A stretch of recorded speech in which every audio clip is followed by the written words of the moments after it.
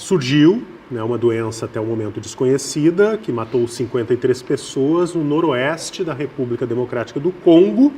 Isso desde o início de janeiro. Cerca de metade das mortes ocorreu menos de 48 horas após o diagnóstico, o início dos sintomas. E pelo que se fez, Melanie e Dr. Paulo, de exames até agora, as queixas apresentadas pelas vítimas envolvem febre, vômito, diarreia, dores musculares, dores de cabeça e fadiga, ou seja, um pouco parecido tudo quando a gente vê assim, uma virose, né? Imagino que seja bem comum. Agora as pessoas devem estar se perguntando assim, ok, mas estamos diante de uma nova pandemia? E aí eu deixo para quem quiser responder aqui primeiro. Quer começar? Olha, sempre existe o potencial, né, principalmente numa situação aguda e de pouco tempo de duração, pela falta de informações e de definição ainda do agente etiológico, de uma disseminação. Mas a gente tem que olhar e ser, de certa forma, parcimonioso e procurar essas informações o mais rápido possível, que as equipes da OMS, junto com os esforços locais do Sistema de Saúde do Congo, estão fazendo.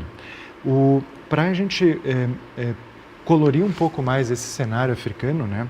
A África é um continente gigantesco, né, com uma biodiversidade incrível, e lá tem muitos vírus causadores de febres hemorrágicas. Então, esses vírus, o mais conhecido de todos é o ébola, mas tem o vírus de Marburg, Lassa fever e outros que são muito menos conhecidos do nosso cenário de saúde, porque eles não acontecem aqui no Brasil.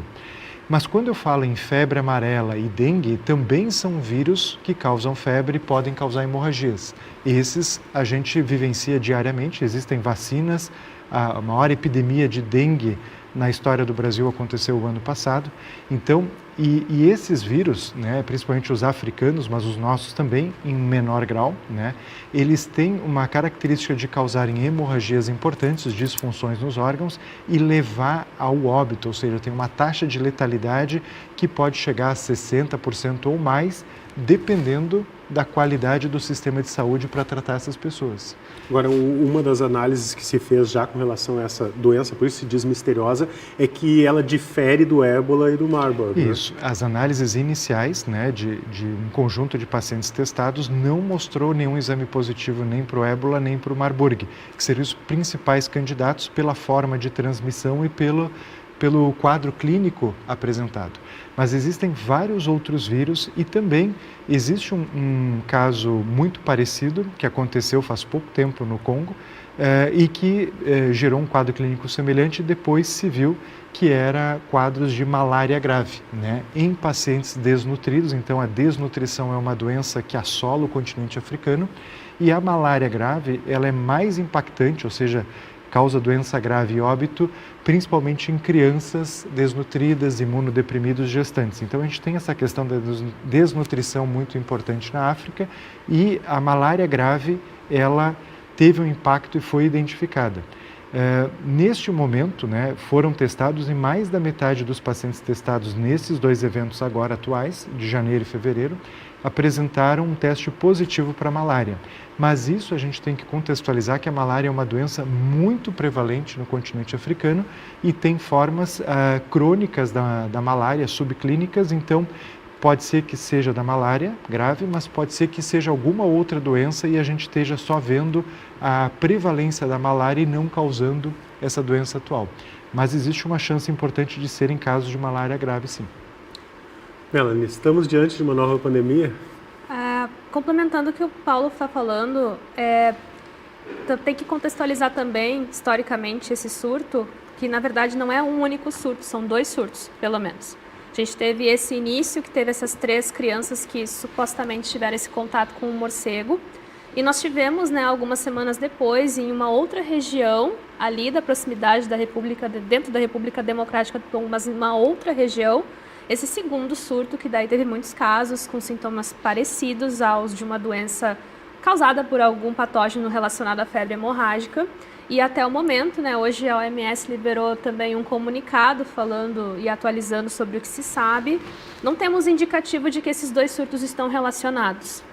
Então, isso que o Paulo falou é bem importante, porque a gente pode ter esse componente da malária diante de uma população que pode ter fragilidades, tanto de acesso ao seu sistema de saúde, são regiões marcadas por conflitos também, então isso também traz uma consequência sobre estrutura e acesso à saúde, principalmente, mas também pelas próprias características da população. A gente não sabe ainda se são pessoas, né, essas pessoas que infelizmente vieram a óbito, como é que era o estado de saúde delas anteriormente. A gente sabe que tem muitas condições subjacentes que podem piorar ainda mais esse quadro e levar a um agravamento muito rápido dentro dessas horas após a exposição.